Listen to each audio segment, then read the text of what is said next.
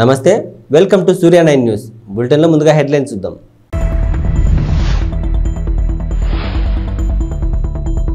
గిద్దలూరు ఎన్నికల రిటర్నింగ్ అధికారిని నాగజ్యోతి ఆధ్వర్యంలో స్వీప్ అవగాహన ర్యాలీ.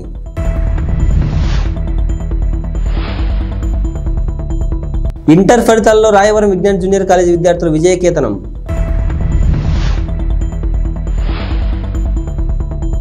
కొంగు చాచి అడుగుతున్నాము, న్యాయం చేయండి, వైఎస్ శర్మిలారెడ్డి.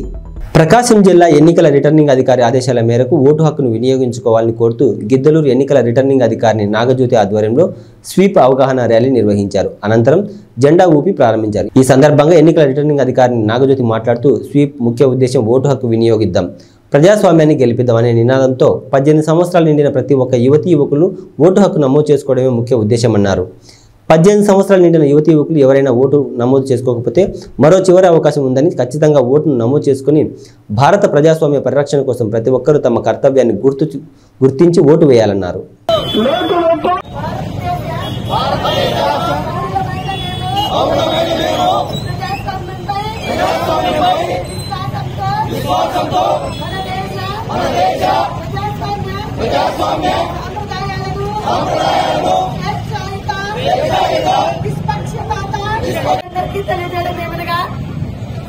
మరి ఈ స్వీప్ కార్యక్రమం యొక్క ముఖ్య ఉద్దేశం ఏంటంటే,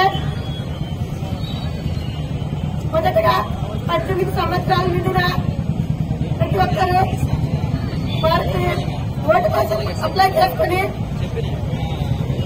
ఓటు వేయాలని అందరికీ తెలపడం ఒక ముఖ్య ఉద్దేశం. ఈ నెల 15వ తారీఖు వరకు, మార్చి 15 నాటికి 18 సంవత్సరాలు నిండిన వాళ్ళు కొత్తగా అప్లై చేసుకోవడానికి ఇంకా అవకాశం ఉంది.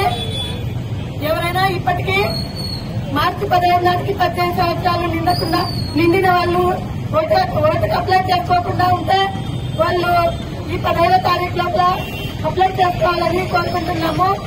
అదొకటి. ప్లస్ ఎవరు కూడా ఎటువంటి భయభ్రాంతులకు లోను కాకుండా, ఎటువంటి ప్రలోభాలకు లొంగకుండా వారి మనస్సాక్షికి విలువ ఇచ్చి వారి ఓటును వినియోగించుకోవాలని కోరుకుంటున్నాము.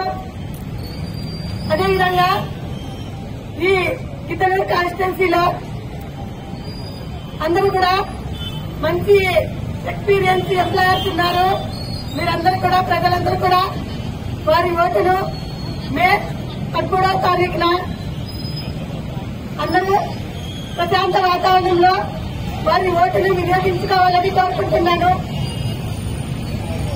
ఆంధ్రప్రదేశ్ రాష్ట్ర ఇంటర్ పరీక్ష ఫలితాల్లో రాయవరం విజ్ఞాన్ కాలేజీ విద్యార్థులు అన్ని విభాగాల్లో అత్యుత్తమ ప్రతిభ కనబరిచారు. ద్వితీయ సంవత్సరం బైపీసీ విభాగంలో శ్రీ లక్ష్మీ మనోజ్ 1000 మార్కులకు గాను 981 మార్కులు, ప్రథమ సంవత్సరం సిఈసి గ్రూప్లో త్రివేణికి 500 మార్కులకు గాను 472 మార్కులు, బైపీసీ విభాగంలో ధనలక్ష్మికి 440 మార్కులు గాను 429 మార్కులు, ఎంపీసీ విభాగంలో మాధవీదేవికి 470 మార్కులకు గాను 459 మార్కులు సాధించారు.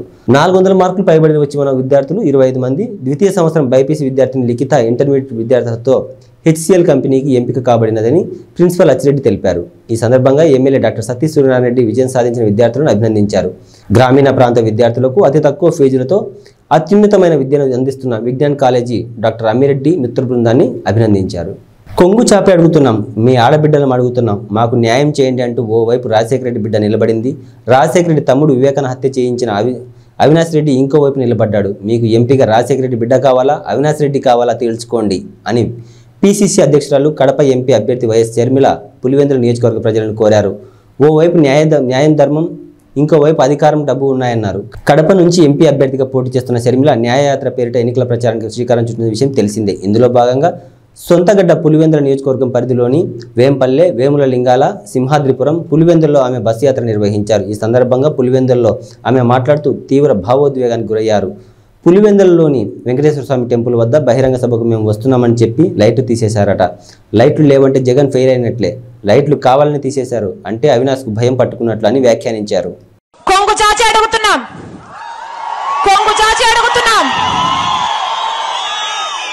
మీ ఆడబిడ్డలం అడుగుతున్నాం, రాజశేఖర రెడ్డి బిడ్డ అడుగుతుంది, వివేకానంద రెడ్డి బిడ్డ అడుగుతుంది, మా కొంగు చాచి అడుగుతున్నాం, న్యాయం చేయండి, న్యాయం చేయండి.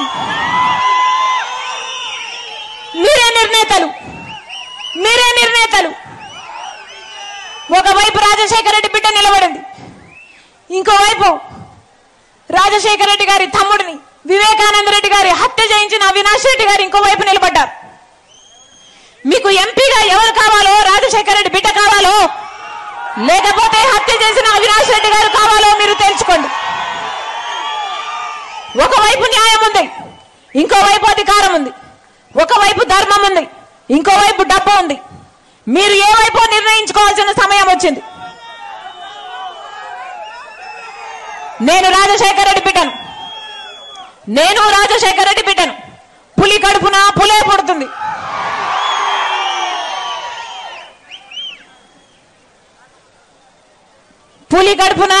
పుడుతుంది.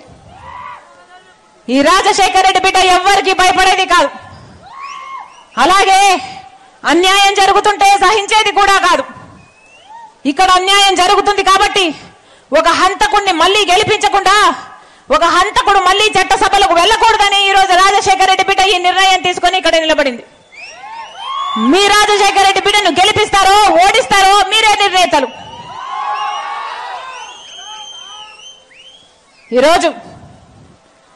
ఈ రోజుటికి 4 రోజులైంది కడప ఎంపీగా నేను నిలబడుతున్నాను అని. నేను కడప పార్లమెంటు స్థానంలో తిరగబట్టి 4 రోజులైంది. 4 రోజులు అయిందో లేదో ఈ రోజు వచ్చిన వార్త అవినాష్ రెడ్డి గారిని కర్నూలు జిల్లా ఆలూరు తాలూకా హోలగుంద మండల కేంద్రంలో టీడీపీ, జనసేన, బీజేపీ కూటమి అభ్యర్థి వీరభద్రగౌడ తనయుడు గిరీష్ మల్లేష్ గౌడ ఎన్నికల ప్రచారం నిర్వహించారు. ఈ సందర్భంగా అయోధ్యనగర్లో ఘన స్వాగతం పలికారు. అనంతరం కార్యకర్తలతో గడప గడపకు ప్రచారం చేస్తూ సైకిల్ గుర్తుకే ఓటు వేయాలని కోరారు. ఈ కార్యక్రమంలో టీడీపీ, జనసేన, బీజేపీ కార్యకర్తలు పాల్గొన్నారు.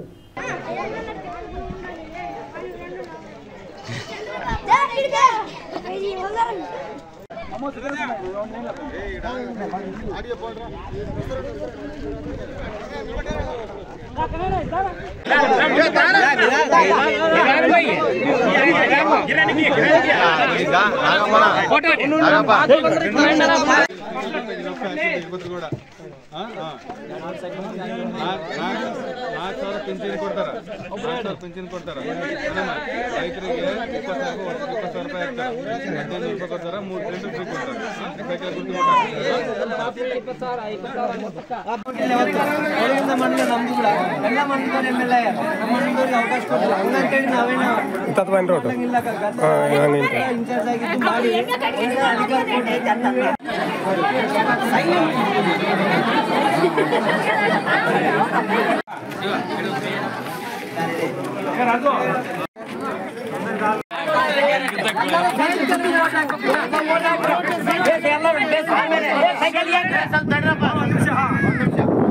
ಬಾಬು ಶಿವರೆಡ್ಡಿ ಭವಿಷ್ಯತ್ ಗ್ಯಾರಂಟಿ ಕೇಳಾಗ ನಮ್ಮ ಚಂದ್ರಬಾಬು ನಾಯ್ಡು ಸೂಪರ್ 6 ಅಂಬದು ಇಟ್ಟಾರಕ್ಕ ಮಹಿಳೆಯರಿಗೆ ಮನೆಗೆ ಓದಿಗೆ ಅಂತ ಹುಡುಗರು ಆಗಲಿ ಹುಡುಗ ಆಗಲಿ ಓದಿಕೆಂಬ ಹುಡುಗರಿಗೆ 15,000 ರೂಪಾಯಿ ಕೊಡ್ತಾರಕ್ಕ ವರ್ಷಕ್ಕೆ.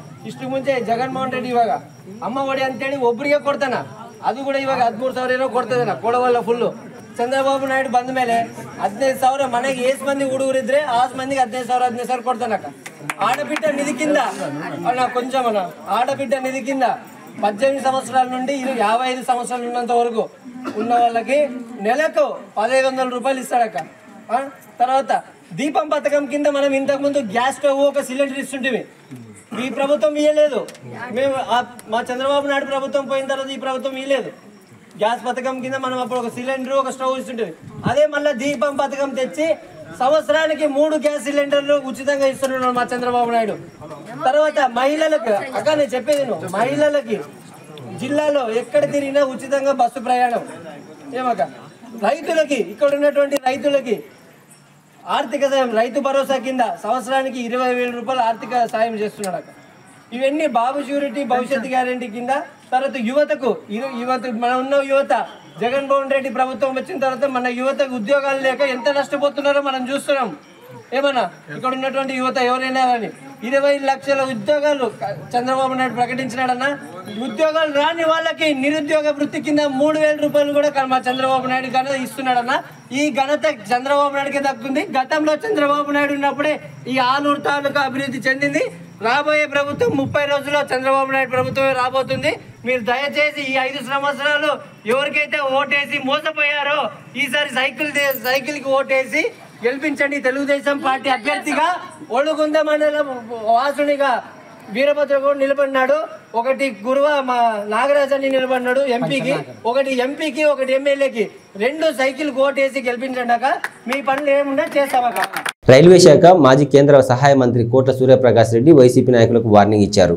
ఆర్థిక శాఖ మంత్రి బుగ్గన అనుచరుడు డోన్ మండలం కమలాపురం సర్పంచ్ అర్జున్ రెడ్డి తన అనుచరులతో కలిసి కోట్ల సూర్యప్రకాష్ రెడ్డి సమక్షంలో తెలుగుదేశం పార్టీ కండువా కప్పుకున్నారు. ఈ నేపథ్యంలో భారీ ఎత్తున ర్యాలీ నిర్వహించారు. ఈ సందర్భంగా మాట్లాడుతూ అర్జున్ రెడ్డికి అలాగే ఆయన అనుచరులకు తన కుటుంబం అండగా ఉంటుందని హామీ ఇచ్చారు. వైసీపీ నాయకుల కేసులకు భయపడమని ఆయన హెచ్చరించారు. డోన్ నియోజకవర్గంలో తాగునీటి సమస్య అధికంగా ఉందని, తాము అధికారంలోకి వచ్చిన వెంటనే తాగునీటి సమస్యను తీరుస్తామని హామీ ఇచ్చారు. కుటుంబాలు కూడా అదే మంచి కుటుంబాలు. కొన్ని కారణాల వల్ల రాష్ట్రం విడిపోయినాక మేము కర్నూలు పోయినా కాబట్టి ఇక్కడ కొన్ని ఇబ్బందులు వచ్చాయి. దాన్ని దృష్టి పెట్టుకొని మన కర్నూలులో నేను ఎంపీగా 3 సార్లు పోటీ చేశాను. ఈసారి కురువాళ్ళకి ఇచ్చారు. నేను ఏ కులానికి వ్యతిరేకం కాదు. చంద్రబాబు నాయుడు పిలిపించి మీరు జోన్లో పోటీ చేయండి, జోన్లో పరిస్థితి బాగాలేదు అంటే ఇంతవరకు వచ్చాను. అయితే ఈరోజు జోన్లో బ్రహ్మాండమైన రెస్పాన్స్ వస్తుంది. గతంలో మేము చేశాం. గతంలో మా నాన్నగారు ఎమ్మెల్యే చేశారు, నా భార్య చేసింది, నేను కూడా ఎంపీ చేశాను. కాబట్టి అన్ని గ్రామాలకు సంబంధం ఉన్నాయి. చాలా మంది సంతోషపడతారు. మళ్ళీ మా సొంత ఇంట్లో మేము పోయిన దాంట్లో ఫీల్ అవుతారు అన్ని కులాలు కూడా. కాబట్టి తప్పకుండా అర్జున్ రెడ్డి మీరు స్వాగతం పలుకుతున్నాం. అర్జున్ రెడ్డి వాళ్ళ బంధుమిత్రుల్ని వాళ్ళ మన గ్రామస్తులంతా కూడా స్వాగత పలికి అర్జున్ రెడ్డి గారు స్వయంగా చెప్పారు అక్కడ మాకు నష్టపోయే మర్యాదని. కానీ ఏనాడు కూడా ప్రకాష్ రెడ్డి తెలుగుదేశం రెడ్డి నష్టపోయేది ఎవరు చెప్పటం లేదు. మహిళలు కానీ ఇక్కడ లారీ ట్రాన్స్పోర్టర్స్ కానివ్వండి, మార్కెట్ కానివ్వండి, రకరకాల ఇబ్బందులు పెడతారు. పోలీసులు పెట్టుకొని వాళ్ళ పేరు పెట్టి భయపెడుతున్నారు. వాస్తవమే. మళ్ళీ చేస్తుంటే ఎలక్షన్ కమిషన్ ఏం చేస్తుంది, పోలీసులు ఏం చేస్తారు. పోలీసులు తొత్తులు. నేను కూడా పోలీసులకి మరొకసారి వార్నింగ్ ఇస్తున్నా. మీ కాలం దగ్గరికి అయింది. వచ్చేది తెలుగుదేశం పార్టీ కాబట్టి దయచేసి మీరు పార్షల్ లేకుండా వర్షంగా ఉంటే బాగుంటుంది, లేకపోతే సైన్ గురించి తెలిసి వస్తుంది. తప్పకుండా అర్జునుడి బాగా సహకారం ఉంటాయి. అర్జునుడి ఇబ్బంది వాళ్ళ మనుషులుగా వాళ్ళకని మమ్మల్ని ఎవరు కూడా అన్యాయం చేయకుండా తప్పకుండా వాళ్ళ వ్యాపారం కానివ్వండి ఏమైనా కానీ మేము అభివృద్ధిలో తోడ్పడతాం. తప్పకుండా భయం లేకుండా ప్రశాంతంగా మనతో కలిసి గెలిపించుకుంటామని చెప్పి మీ తప్పని కోరుకుంటున్నాం. అభివృద్ధి కనిపించడం లేదని చెప్పేసి మంత్రి గారు అంటున్నారు. అభివృద్ధి ఏమంది అభివృద్ధి ఏమో చెప్పు. బిల్డింగ్లు కట్టాము. ఏ బిల్డింగ్ అభివృద్ధి అనేది కనిపించడం లేదు. ఒకసారి నాకు కాదు ప్రజలకు పెడతారు. మేము ఎప్పుడు కానీ మా కుటుంబం అభివృద్ధి చేసే చెప్తాం. మేము వీళ్ళు అభివృద్ధి చేయకుండా చేశారు. రోడ్డు తాడేశాడు. కొత్త రోడ్డు ఇక్కడ వెళ్ళా. ఇప్పుడు హాస్పిటల్ కూడా మేము 9 శాంక్షన్ చేశాం. తీసిపోయి హాస్పిటల్ ఏ హాస్పిటల్ అది ట్రైబల్ హాస్పిటల్ తెలుసు కానీ ట్రైబల్ హాస్పిటల్ కట్టాడు. అది అలహాబాద్ సంబంధించిన హాస్పిటల్. అది రోడ్డు కట్టాడు. అందులో ఎక్విప్మెంట్ లేదు. నాకు సెట్ కట్టాడు బ్రహ్మాండంగా. పైన పట్టారు లోన్ ఉంటారు. ఏం లేదు అందులో కట్టా చెప్పుకుంటే ఏం కట్టాడు. మేము నీళ్ళు ఇచ్చాం. శ్వేత ఉన్నప్పుడు డోన్లో నీళ్ళు ఇచ్చాం. 70 కోట్ల నీళ్ళు ఇచ్చాం. మళ్ళీ ఇస్తామని అభివృద్ధి కాదా అది. ఇండ్లు ఇచ్చాం. ఈరోజు నేషనల్ హైవే పక్కన ఇల్లు ఖాళీ మొత్తం డెవలప్ అయింది. ఇక్కడ ఈ ఖాళీ ఆయన కప్పట్లేదు అడుగుతున్నా. ఆయన కప్పట్లేదా. మొన్న వచ్చి మేమేసి రోడ్డు కదా రోడ్ వేసి బిల్డింగ్ కడితే అభివృద్ధి. అది అభివృద్ధి ఉంటే గ్రామాలకు వెళ్దాం. నువ్వు ఇల్లు గ్రామాలకు ఆయన చెప్పాడు. నేను చేసి కానీ చూస్తాను పోదామన్నాడు. మాకు వేసుకునే అవసరం లేదు. మాకు గుండెబండు ఎద్దుమంట సార్ పోస్తాం. మేము కూడా వస్తాం. మేము రైతులమే. తర్వాత రాజకీయం వచ్చాం. ఆయన రైతు కాదు, రాజకీయ నాయకుడు కాదు. ఆయన వ్యాపారస్తుడు. అది ఎంత వ్యాపారస్తు బుద్ధి ఉంటుంది. ఇప్పుడు ఆయనకు ఏదో అభివృద్ధి ప్రజలు చెప్పాలి. అభివృద్ధి ప్రజలు ఓపెన్గా ఓటేస్తారు. ఇంత డబ్బులు ఇచ్చి కొనుక్కే పని లేదు. నేను వెళ్తాను డబ్బులు చేసింటే నువ్వు డబ్బులు ఎందుకు వచ్చిందావు. నీ పేరు పోతారు. అన్ని కూడా పోతారు. అది ఒంటిగా నడిపోతారు. అది అంతా తెలిసిపోయింది. అభివృద్ధి జీరో. గెలిచేది మేమే. తెలుగుదేశం పార్టీ గెలుస్తుంది. అప్పుడు చూపిస్తాం. మళ్ళీ మేము ఆయనకు చూపిస్తాం. అభివృద్ధి చూపిస్తాం. మేము రాష్ట్ర ప్రజల శ్రేయస్సే తన శ్రేయస్సు అనుకుంటూ రాష్ట్ర ప్రజల కోసం ఎన్నో అనేక రకమైన సంక్షేమ పథకాలు ప్రవేశపెట్టిన ఘనత జగన్మోహన్ రెడ్డికే దక్కుతుందని పశ్చిమ నియోజకవర్గ ఎమ్మెల్యే అభ్యర్థి అడారి ఆనంద్ కుమార్ అన్నారు. 92వ వార్డు వెంకటాపురంలో ఎన్నికల ప్రచారంలో భాగంగా జీవీఎంసీ కోఆప్షన్ సభ్యులు బెహ్రా భాస్కర్ రావు, పశ్చిమ నియోజకవర్గం ఎమ్మెల్యే అభ్యర్థి అడారి ఆనంద్ కుమార్ కలిసి పలు ప్రాంతాల్లో పర్యటించారు. అనంతరం ప్రతి ఇంటికి వెళ్లి జగన్మోహన్ రెడ్డి చేస్తున్న సంక్షేమ అభివృద్ధి పథకాలు ప్రజలకు వివరించారు. ఫ్యాను గుర్తుపై ఓట్లు వేసి గెలిపించాలని అభ్యర్థించారు. అనంతరం రోడ్ షోలో ఆనంద్ కుమార్కు అడుగడుగున ప్రజలు భ్రమరథం పట్టారు. పూలమాలలు, మహిళలు మంగళహారతులతో స్వాగతం పలికారు. ఈ కార్యక్రమంలో అభిమానులు, కార్యకర్తలు పాల్గొన్నారు. అయితే నా తాలూకా ఆలోచన ఏంటంటే కంపెనీ ద్వారా యుద్ధం చేసి కంపెనీ మూసేస్తే అన్ఎంప్లాయ్మెంట్ వచ్చేస్తుందేమో అన్న భయం కొద్దీ మనకేం కావాలో కంపెనీని కోరుకుందాం అని చెప్పేసి మిమ్మల్ని శాంతింపజేయడానికి ప్రయత్నం చేశాను. అదొకటే నేను చేసిన తప్పు. మీరు ఆవేశంలో ఉన్నారు, నా మాట వినలేదు. ఆవేశంలో ఉండి నా మాట వినకపోయి ధర్నా అయింది, కేసులు పెట్టారు. అన్యాయంగా ఈ ప్రాంతంలో ఉన్న పిల్లలు ఆ టైంలో కేసులు పెట్టడం వల్ల ఈరోజు కూడా కోర్టు చుట్టూ తిరుగుతున్నారు. మనం కోరుకునేది రేపు అధికారంలో జగన్మోహన్ రెడ్డి గారు రాగానే, అలాగే ఈ ప్రాంతంలో శాసనసభ్యుడు అవగానే అడగవలసిన కోరిక మా పిల్లల మీద ఏవైతే కేసులు పెట్టారో ఆ కేసులన్నీ పూర్తిగా రద్దు చేయించండి అని చెప్పేసి సభాముఖంగా నేను కోరుతున్నా. అలాగే ఇది ఇమ్మీడియట్ గా సాల్వ్ చేయండి అంటే ఈ రోజు ఆయన ఒక ల్యాండ్ ని చూపించి మన ప్రభుత్వం వాళ్ళకి ఒక ల్యాండ్ ఇస్తూ వాళ్ళ ల్యాండ్ మనం తీసుకొని ఇంకొక 10 రోజులు ఉంటే శంకుస్థాపన కూడా అయిపోయింది. కోడ్ రావడంతో ఈ రోజు ఈ 10 రోజులుగా ఆగింది. ఎలక్షన్ అయిపోగానే ఇమ్మీడియట్ గా ఏకేసీ కాలనీలో G+4 గ్రూప్ హౌసింగ్ కి శాంక్షన్ చేసిన గొప్ప ఘనత మన ముఖ్యమంత్రి గారు. మరి అదే విధంగా ఇక్కడ గడప గడపకు వచ్చినప్పుడు కూడా ఈ గడప గడప అయిపోయిన తర్వాత బెహ్రా భాస్కర్ గారు నాతో పాటు వస్తూ వాళ్ళ ఇంటికి వెళ్ళిన తర్వాత ఆయన నాకు మొత్తం చెప్పడం జరిగింది. సార్ ఇక్కడ ఈ విధంగా ఉంది, ఈ విధంగా కొంతమందికి ప్రాబ్లం ఉంది, ఎల్జీ ప్రాబ్లం దీంట్లో ఈ రోజు వందలాది మంది ఈరోజు చాలా మంది ఉపాధి కోల్పోయారు, దీనికి ఏదో ఒకటి మనం చెయ్యాలి అంటే నేను ఈ గడప గడప అయిన తర్వాత ఆయన అపాయింట్మెంట్ తీసుకుని ఆ ముఖ్యమంత్రి గారి దగ్గరికి వెళ్ళడం జరిగింది. నర్సీపట్నం మున్సిపాలిటీ 28వ వార్డు అయ్యన్న కాలనీలో ఎన్నికల ప్రచారంలో భాగంగా మాజీ మంత్రి చింతకాయల అయ్యన్న, సతీమణి కౌన్సిలర్ చింతకాయల పద్మావతి ఎన్నికల ప్రచారం నిర్వహించారు. ఆమె వెంట కుటుంబ సభ్యులు ప్రచారంలో పాల్గొన్నారు. ఇంటింటికి తిరుగుతూ టీడీపీ పార్టీ మేనిఫెస్టో ప్రజలకు ఇస్తూ టీడీపీ అధికారంలోకి వచ్చిన తర్వాత అమలయ్యే పథకాలను వివరిస్తూ ఇంటింటి ప్రచారం నిర్వహించారు. ఈ సందర్భంగా పద్మావతి మాట్లాడుతూ ఈ వైసీపీ పార్టీ దుష్ట పాలనకు చరమగీతం పాడవలసిన సమయం వచ్చిందన్నారు. సైకో జగన్ పాలనపై ప్రజలు ఎంతో విసుగు చెందారని, రానున్న ఎన్నికల్లో టీడీపీ గెలుపు ఖాయమని అన్నారు. రాష్ట్రం అభివృద్ధి చెందాలంటే ఖచ్చితంగా టీడీపీ రావాలని, ప్రతి ఒక్కరూ కూటమికి ఓటు వేసి నర్సీపట్నంలో చింతకాయల అయ్యన్న పాత్రుడిని అనకాపల్లి ఎంపీగా సీఎం రమేష్ని గెలిపించాలని కోరారు. ఈ కార్యక్రమంలో ప్రజలు, నాయకులు, కార్యకర్తలు పాల్గొన్నారు. మీకు ఆదరణ ఎంతవరకు కోరింది, అసలు ఎట్లా ఈ ప్రచారాన్ని ముందు తీసుకెళ్తున్నారు? అసలు ప్రతి దగ్గర మహిళలు ఎంతో సంతోషంగా ఫస్ట్ మోడీ అని చెప్పగానే వాళ్ళ మొహాల్లో చిరునవ్వు వస్తుందండి. తప్పకుండా మేము బీజేపీకి వేస్తాం, సీఎం రమేష్ గారిని గెలిపిస్తాం, అలాగే సైకిల్ గుర్తుకేసి చంద్రబాబు నాయుడిని సీఎం చేస్తామని ప్రతి ఒక్కరూ ముందుకొచ్చి చెప్తున్నారు. ఇక్కడ 5 ఏళ్లలో మేము ప్రతి రోడ్డు మేము సిమెంట్ రోడ్లు అన్నీ చూస్తాం. అంటే సిమెంట్ రోడ్లు మధ్యలో కట్ చేసేసారండి. సిమెంట్ రోడ్లు కట్ చేయక్కర్లా, కట్ చేసి అంటే ప్రతి ఊర్లో రోడ్లు లేవు, బ్రిడ్జిలు లేవు, అభివృద్ధి అనేది చాలా జీరో చేసేసారు. అభివృద్ధి లేదు ఈ 5 ఏళ్లలో. అంటే మోడీ గారు ఏం చెప్పారంటే స్వచ్ఛ భారత్ అన్నారు.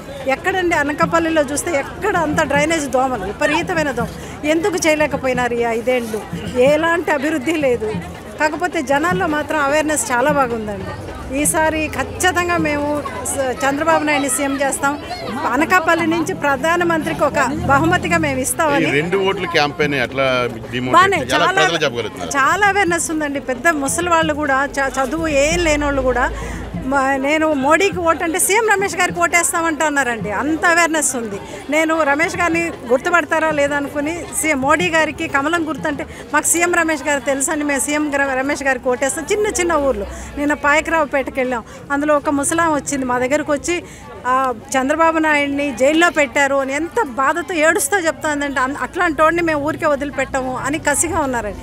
అంటే ఏ తప్పు చేయకుండా బాబు గారిని తీసుకెళ్లి జైల్లో పెట్టారు అనేది జనాల్లో చాలా ఉందండి, అవేర్నెస్ ఉంది. మనమేం ప్రత్యేకంగా ఇది కొత్తగా మన 2 గుర్తులు అని కన్ఫ్యూజన్ కూడా లేదండి, జనాల్లో చాలా క్లియర్గా ఉన్నారు అందరూ. మళ్ళీ యూత్ కూడా చాలా, అంటే యూత్లో ఇక్కడ మెయిన్గా అనకాపల్లిలో యూత్కి జాబ్స్ లేవు. యూత్ అందరూ కూడా ఎక్కడికి పోయినా ఫస్ట్ ఓటు మాకు మోడీకి సైకిల్కు వేస్తాము అని చెప్పి అందరూ చెప్తా ఉన్నారండి. ధర్మాన ప్రసాదరావు నాయకత్వంలో ఆయన నివాసం వద్ద పలువురు వైఎస్ఆర్సీపీ పార్టీలో చేరారు. దాదాపు 150 మంది కుటుంబాలు కండువా కప్పుకొని పార్టీలో చేరారు. ఈ సందర్భంగా మాట్లాడుతూ రాజధాని విశాఖపట్నం రాబోతుందని, జగన్మోహన్ రెడ్డి మరలా ముఖ్యమంత్రి అయితే అందరికీ మంచి జరుగుతుందని అన్నారు. ఈ కార్యక్రమంలో నాయకులు, కార్యకర్తలు పాల్గొన్నారు. వైఎస్ఆర్ కాంగ్రెస్ పార్టీని ఎంచుకోవడం ముఖ్యంగా యువకులైనటువంటి వాళ్ళు సరైన నిర్ణయం చేశారని మహేంద్రని, ఆయన స్నేహితుల్ని నేను అభినందిస్తూ ఉన్నాను. ఊరకనే టీవీల్లో ఏ పార్టీకి ఆ పార్టీ చేసుకునేటువంటి ప్రచారాల కంటే, ఊటకపు మాటల కంటే కళ్ళెదురుగా కనిపిస్తున్నటువంటి అభివృద్ధో, అమలు చేసే కార్యక్రమాలు, విధాన నిర్ణయాలు, సమాజంలో మార్పులు తెచ్చి ప్రజల తాలూకా స్థితిగతులు పెంచాలనేటువంటి ప్రయత్నం చేస్తున్నటువంటి పార్టీ ప్రభుత్వాల్ని నిలబెట్టాలి అనేటువంటి ఆలోచన యువకులు ముఖ్యంగా కలిగి ఉండాలి. ఎందుచేతనంటే ప్రజాస్వామ్య దేశాల్లో ప్రజల తాలూకా ప్రమాణాలు, జీవన ప్రమాణాలు, వాళ్ళ భవిష్యత్ అంతా పాలించేటువంటి రాజకీయ పార్టీల చేతుల్లోనే ఉంటుంది.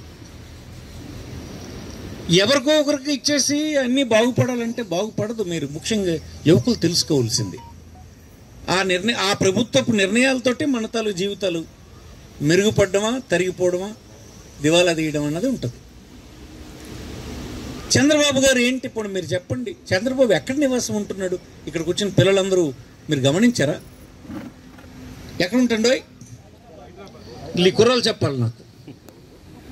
ఇలా అమరావతి అనే పేరుతో రియల్ ఎస్టేట్ వ్యాపారం చేస్తాడు. దానికి గాను ముఖ్యమంత్రి ఇక్కడ అవ్వాలి. అతను వస్తే విశాఖపట్నం రావాల్సినటువంటి ఎగ్జిక్యూటివ్ క్యాపిటల్ని ఎత్తేసి అమరావతిలో పెట్టి 50,000 ఎకరాలు అమ్ముతాడు 5 సంవత్సరాలు. అది కానీ అతని కుటుంబం మాత్రం ఇక్కడ రాడు. ఇక్కడ వేడిగా ఉంటుంది, ధూళి పడిపోతుంది, ఎండ ఎక్కువ ఉంటుంది. అక్కడ హాయిగా చల్లగా ఉంటుంది. హైదరాబాద్లో ఉంటాడు. అతను మనకు ముఖ్యమంత్రి. మన పిల్లలేమో ఎగిరి గెంతేసేసి సైకిలో అని అంటే ఏమిటంటున్నా? నాలెడ్జ్ ఉందా? ఫస్ట్ అతన్ని అడగాలి మీరు. ఎవరైనా ఎక్కడ ఉంటాడు ముఖ్యమంత్రి అని, ఎక్కడ ఉండాలి ముఖ్యమంత్రి? అంత ఘోరం అన్నమాట. అసలు తెలుగుదేశం తాలూగా నిర్ణయం ఏంటి నాయనా చెప్పమను. విశాఖపట్నంలో క్యాపిటల్ పెట్టడానికి, ఎగ్జిక్యూటివ్ క్యాపిటల్, కార్యనిర్వాహక రాజధానిని పెట్టడానికి ఈ జిల్లాలో ఉండేటువంటి అచ్చెన్నాయుడు, రామ్మోహన్ నాయుడు, కాకపోతే కోన రవికుమారో ఇంకొకరో తెలుగుదేశం అభ్యర్థులు, మీ అభిప్రాయం ఏంటి చెప్పండి. అసలు విశాఖపట్నంలో పెట్టడానికి మీరు అనుకూలరా, పెట్టొద్దని అంటారా? చెప్పండి, మీరు ఏం చెప్తారో చెప్పండి జనంకి. ఓటేమని అంటున్నారు కదా, ఓటేసే ముందు మీరు చెప్పండి, విశాఖపట్నంలో ఇది పెట్టడం మీరు అనుకూలమా, ఎత్తేస్తారా? ఇక్కడిది మన గవర్నమెంట్ వస్తే, మీ అందరూ సమర్థించినటువంటి వైఎస్ఆర్ కాంగ్రెస్ పార్టీ వస్తే మన విశాఖపట్నంలోనే క్యాపిటల్ని, రాజధానిని పెట్టించడం జరుగుతుందని ముఖ్యమంత్రి గారు చెప్పారు. ఇది మీరు ఇంటింట ప్రచారం చేయండి. వాళ్ళు చెప్పరు. ఆ ముఖ్యమంత్రి గారు ఎవరు? పాత ముఖ్యమంత్రి గారు, వైఎస్ఆర్ తెలుగుదేశం పార్టీ అధ్యక్షులు చంద్రబాబు గారి రియల్ ఎస్టేట్ వ్యాపారానికి సపోర్ట్ చేస్తారు. ఈ జిల్లాలో పోటీ చేస్తూ ఈ జిల్లా ప్రజల తాలూకు అవసరాలకి, వాళ్ళ ఉన్నతికి పనిచేయ. రాజధాని అంటే ఏంటి? రాజధాని అంటే ఏమనుకుంటున్నారు? అక్కడ రాజధాని వస్తే మనం ఉదయాన్నే బ్రేక్ఫాస్ట్ చేసేసి రాజధానికి వెళ్ళి పని చూసుకొని రాత్రి ఇంటికి భోజనానికి వచ్చేవచ్చు. మన తండ్రులు, తాతలు ఎక్కడికి వెళ్ళేవాళ్ళు తెలుసా? చెన్నై వెళ్ళేవాళ్ళు. ఆ రోజుల్లో 2.5 రోజులు 3 రోజులు ట్రైన్లో ఉండేవాళ్ళు మన తాతలు. 75 సంవత్సరాలు ఉన్నారు అక్కడ. మనం అయిపోయింది. 3 సంవత్సరాలు కర్నూలు వెళ్ళాం, తాతలు తండ్రులు వెళ్ళారు. ఆ తర్వాత హైదరాబాద్ మార్చారు. హైదరాబాద్లో 65 సంవత్సరాలు ఉన్నాం, మనము తండ్రులు వెళ్ళారు. ఈవేళ రాష్ట్ర విభజనలో అవకాశం వచ్చింది. మిగిలినటువంటి ఒకే ఒక సమగ్రమైన పట్టణం, పెద్ద పట్టణం, అన్ని అర్హతలు ఉన్నటువంటి పట్టణం, కేంద్రం నియమించినటువంటి కమిటీ కూడా చెప్పినటువంటి పట్టణం విశాఖపట్నం. దాన్ని క్యాపిటల్గా పెట్టమంటే పెట్టకుండా ఇతనేమో వ్యాపారం చేయడానికి కోసమని రాజధానిని ఏర్పాటు చేస్తాడు, ప్రజలకు సంబంధం లేకుండా. అతను మనకి కాబోతున్నటువంటి ముఖ్యమంత్రి అని అతను చెప్తాడు. ఎందుకు వేయాలి మనం?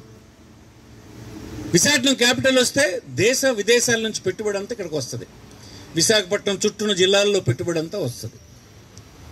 పరిశ్రమలు వస్తాయి, సంస్థలు వస్తాయి, ఐటీ వస్తుంది. మన పిల్లలందరూ ఉద్యోగులు ఇక్కడే చేస్తారు. ఎక్కడో ఇంటర్మీడియట్ చదువుకున్న పిల్లడు మన జిల్లా నుంచి వెళ్ళిపోతాడు పాపం.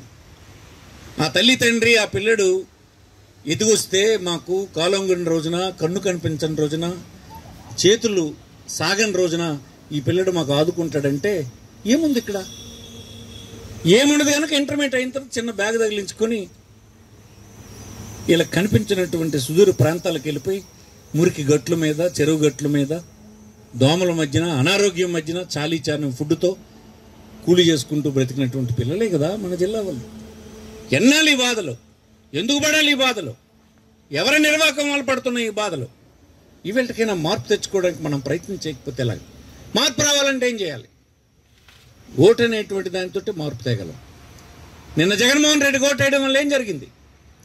ఉద్దానంలో మంచినీటి ప్రాజెక్ట్ వచ్చింది.